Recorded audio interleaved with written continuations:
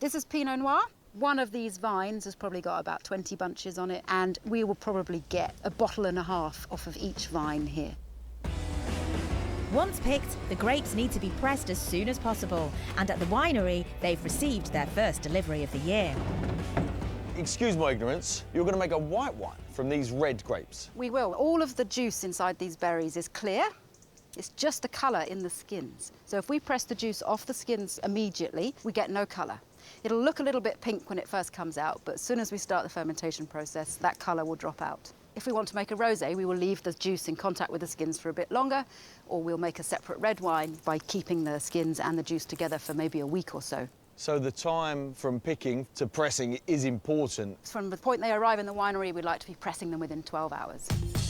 With no time to waste, the bunches are loaded onto a conveyor belt and tipped into the press.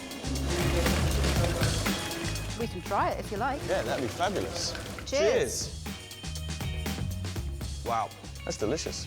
It's fresh. It's got some really lovely bright fruit characters. It's exactly what we're looking for.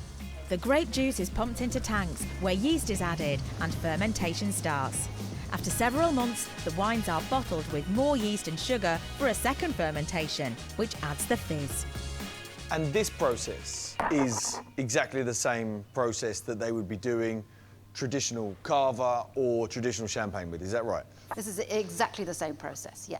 This is where the magic happens in the bottle, because all that time it spends with the dead yeast in the bottle, imparting their flavour up into the wine, and that's what gives English sparkling wine in particular its intensity of flavour. After around 2 to 5 years aging, the bottles are slowly turned in riddling cages, so the dead yeast slides down to the bottleneck. Can we load some of these? Yeah, you get loading there. I'll turn the machine on.